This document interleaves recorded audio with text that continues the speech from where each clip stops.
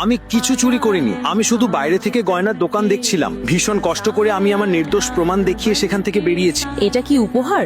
এরকম নোংরা প্যাকিং কেমন? গৌতম ছোট বাক্সে কি উপহার এনেছে? প্যাকেট দেখে বিচার করো না, ভেতরে কি আছে দেখো, তুমি নিজেও অবাক হয়ে যাবে। কার জন্মদিন বলো তো?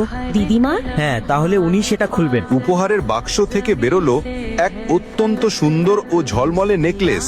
যে মেয়েটি উপহার দিয়েছিল সে আর কেউ নয়, অবনীর কাজিন শানায়া। আমার ৭৫ বছরের জীবনে এমন ঝলমলে হিরে কখনো দেখিনি। তুমি এই বাড়ির অন্য মেয়েদের মতো নও। ১.৫ কোটি টাকা। ১.৫ কোটি টাকা? মানে যে লোকটা সানায়াকে এই হীরেটা বিক্রি করেছে সে তার থেকেও বেশি বুদ্ধিমান। ৫ লাখ টাকার হিরে ১.৫ কোটিতে বিক্রি করলো।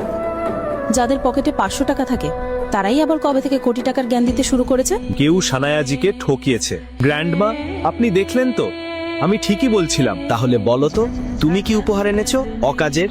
গৌতম ২ বছর ধরে অপমান সহ্য করতে করতে ক্লান্ত হয়ে পড়েছিল। এর খারাপ ব্যবহার উপেক্ষা করেছিল, কিন্তু আজ প্রকাশ্যে অপমান সহ্য করতে পারল না। সে নিজের উপহারের বাক্সটা হাতে নিল এবং গায়ত্রী দেবীর দিকে এগোল। গারওয়াল পরিবারের কোনো সদস্যের আমার কাছে কোনো মানে নেই। যে কুকুরকে তোমরা ২ বছর ধরে বেঁধে রেখেছিলে সে এখন চলে যাবে। Happy birthday grandma. বাক্সটার ভিতরে কি ছিল? কি ছিল সেই জিনিস যা দেখে গায়ত্রী দেবী এবং অবনী দুজনেই ভয় পেয়ে গেল? আরে থামাও, কেউ ওকে থামাও। গৌতম